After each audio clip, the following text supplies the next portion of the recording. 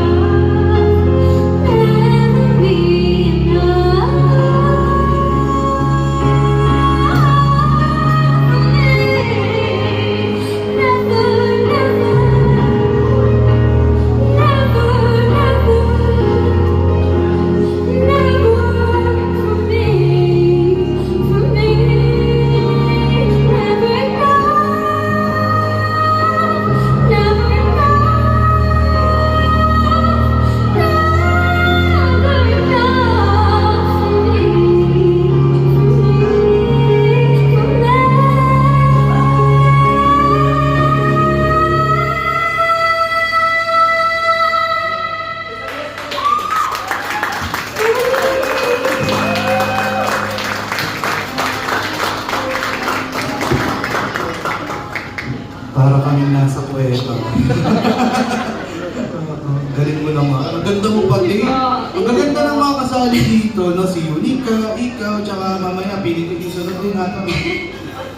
Ay, napagod ako sa iyo, kainan mo. Kasi pagka nakakain ka, nakakain. Joke lang. Sino kasama mo? I'm here with my family and some of my Katopi members are here. Katopi? Ah, okay. Yes. Kasama mo pala sila sa Topi. Dito ka sa harap. So talagang kumakanta ka. Yes. Ilan taong ka na ito yung mind? What? Ilan taong ka na? I'm 15. 15 ka din? Magkakaedad nga kayo, ano? Magkakaklase sila. Samay ka magsalita. Baka magkakaklase sila. Sige. Sige, pakinggan natin ang ating horado. Horado. Since Topi ang sabi mo, Mr. Demi. Hi, Ali. Actually, si Ali hindi ko na-handle eh. Pero, na-surprise ako sa'yo. Ito yung literally na sinasabing, sign technique of singing. Hininga, nag-sigh lang siya. Sa Tagalog ng sigh. Buntong hininga. Buntong hininga lang. Ginagano yung atake niya sa Never Enough. Which is okay naman kasi yung pinili mong song is piano rin, so it doesn't play the biggest part talaga ng song. So okay, very witty ang decision mo rin yung song mo, tapos ito yung quality ng kinakanta mo.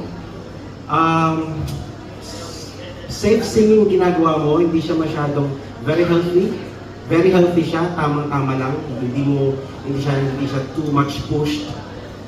Tama lang yan, maintain mo lang yan kasi later on, magde-develop din ang muscle mo, magkakaroon na ng intensity yan. Parang si Ate Uli ka mo rin dati, parang ganun siya. So, I like it.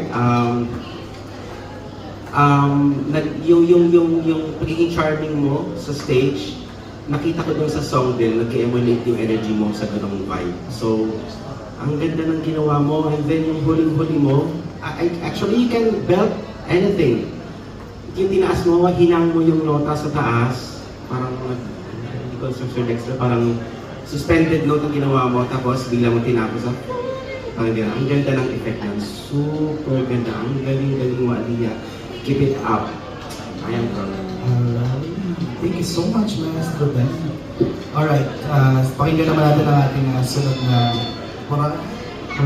Maestro. Tulad ni Sir Demi, nagandahan din ako sa version mo ng Never Enough.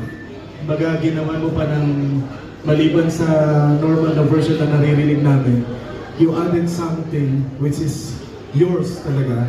And it made it more beautiful. Kasi nakanta mo siya ng maayos, hindi lang maayos, maganda.